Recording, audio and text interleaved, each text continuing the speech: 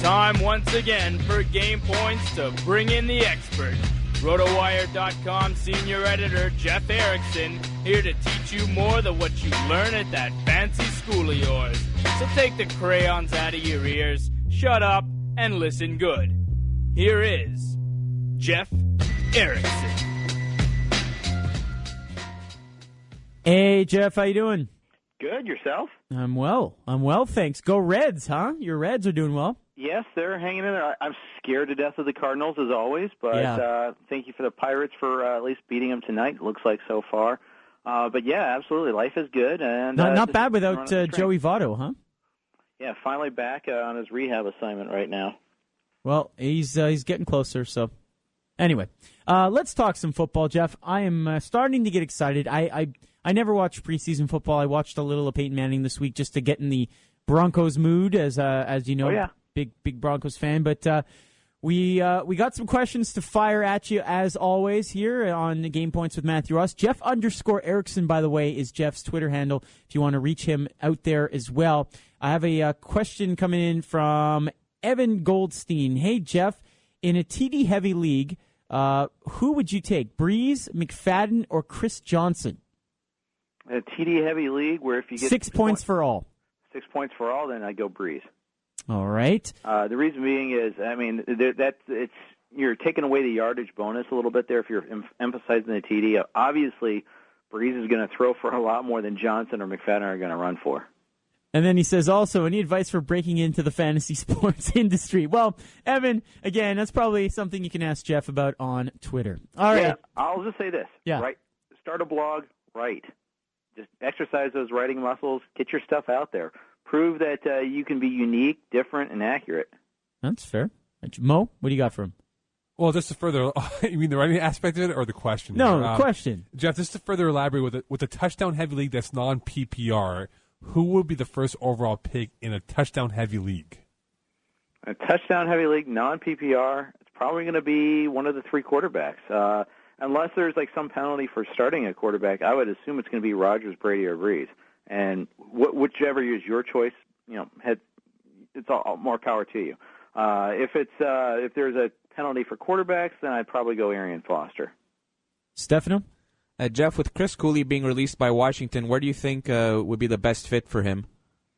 First of all, wherever he can pass a physical. I'm a little wary of him being able to do a whole lot. I think he's had a great career and he's a heck of a player, but he was really banged up the last 2 years, and I was kind of counting on him, or kind of discounting him, I should say, for the most part. Now I really don't expect a whole lot out of him. We'll see what happens. Usually the guys that get cut now are kind of in that boat where they're unlikely to hook on elsewhere, at least to play a significant role. So I'm not kind of counting on him as being much of a factor this year. Jeff Erickson, RotoWire.com, joining us here on the show. Jeff, sticking with tight ends, any fantasy value for Dallas Clark? Some, yeah. He's a guy that has to prove that he can stay on the field. Talent's clearly there. I think he's got a decent quarterback in Josh Freeman. I think with them adding Vincent Jackson, too, they'll have two quality wideouts. He should find the middle of the field a little bit open. So I think the big question for him is what does he have left in the tank? He's been banged up a lot himself. But, yeah, there's some value there.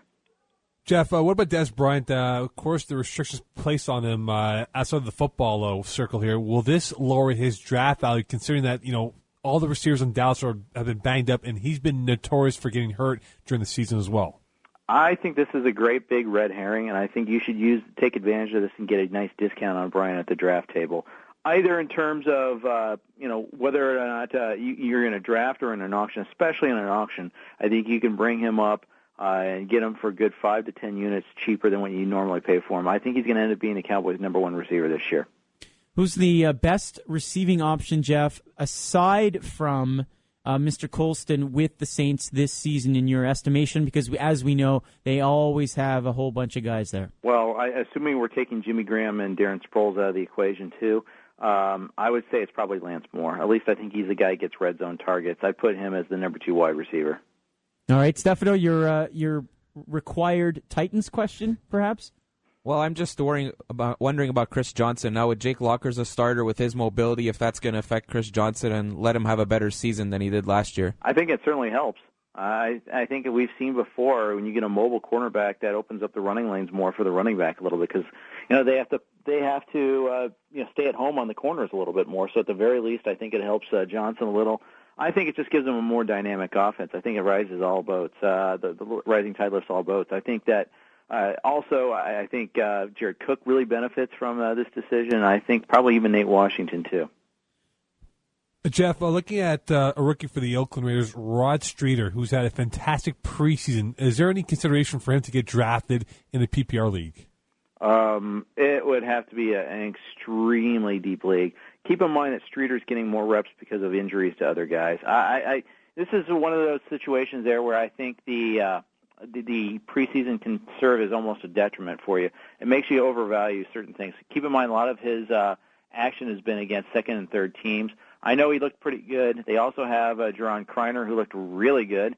I think they're both going to make the roster, but they're not going to be ahead of Demarius Moore or Darius Hayward-Bay, barring injuries. So I think he's at the bottom of the depth chart for now. So I probably wouldn't draft him. I'd put him on your watch list.